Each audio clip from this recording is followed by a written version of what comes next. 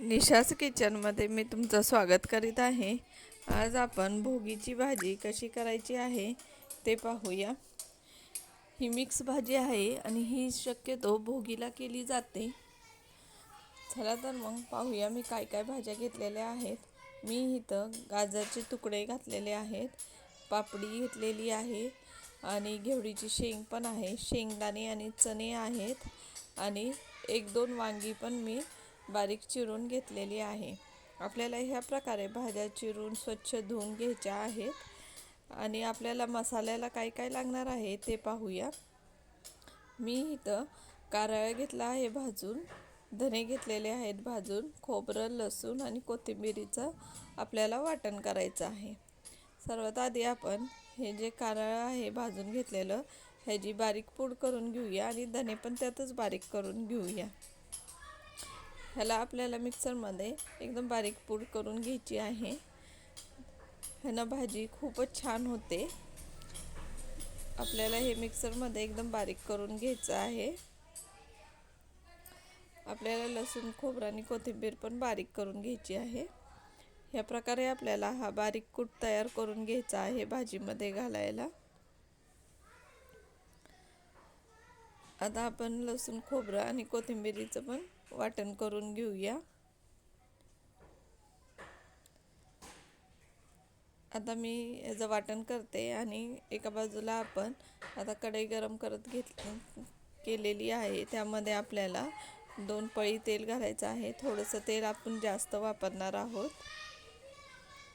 तेल गरम झालं की आपण ह्यामध्ये जिरं, मोहरी आणि कढीपत्ता घालून शनी व्यवस्थित फोडणी देऊया।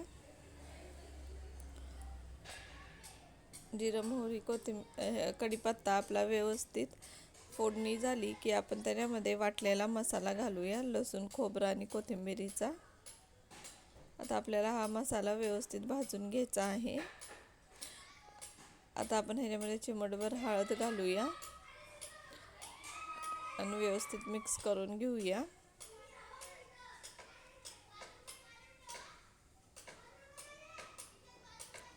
तुम्ही पाहू शकता ह्याला किती छान तेल पण सुटलेलं आहे। आता ह्याच्यामध्ये आपण 3 ते 4 चमचे आपण लाल तिखट घालणार आहोत। म्हणजे मिसळलेला मसाला आहे, कांदा लसूण मसाला। आपल्याला हे पण व्यवस्थित भाजून घ्यायचा आहे मसाला। ही भाजी थोडीशी तिखट केली की छान लागते आणि हिंग घातलेला आहे मी, हिंग पण व्यवस्थित मिक्स करून घेऊया। आता आपल्याला सगळ्या भाज्या घालायच्या आहेत।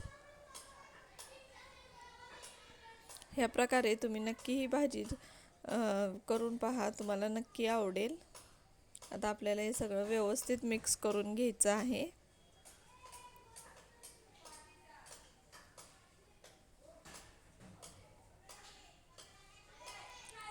ह्या प्रकारे आपल्याला व्यवस्थित हे मिक्स करून घ्यायचं आहे। मसाले सगळे त्याला व्यवस्थित लागले पाहिजेत।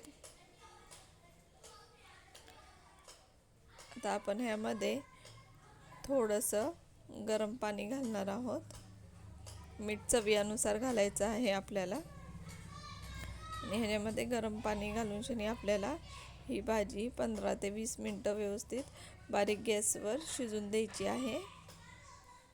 आता तुम्ही पाहू शकता ह्यात मी थोडं पाणी घातलेलं आहे। आपल्याला गरम पाण्याचा वापर करायचा आहे।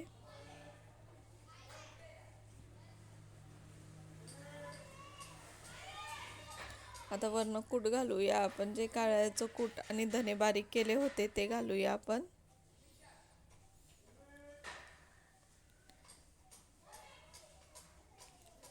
परत एकदा थोडंसं पाणी घालूया वरनं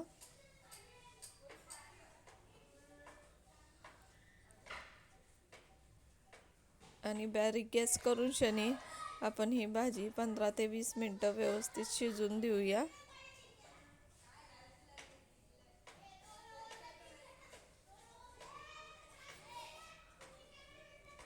तुम्हाला जर ही भाजी आवडली तर नक्की माझ्या चॅनलला लाईक, शेअर आणि सबस्क्राईब करायला विसरू नका। तुम्ही पाहू शकता 15 ते 20 मिनिटांनी आपल्या भाजीला छान अशी उकळी पण आलेली आहे आणि आपण जे कूट घातलेलं ते आपण मिक्स केलं नव्हतं। आता आपण एकदा मिक्स करून घेऊया। आणि परत एकदा आपण थोडंसं पाणी आपल्याला आटवून द्यायचं आहे, त्यामुळे परत आपण एकदा 15 ते 20 मिनटं भाजी शिजून देऊया आणि बघूया. 10 मिनिटांनी आपली भाजी तयार झालेली आहे. तुम्ही पाहू शकता किती छान त्याला कलर आलेला आहे. तुम्ही नक्की ट्राय करा.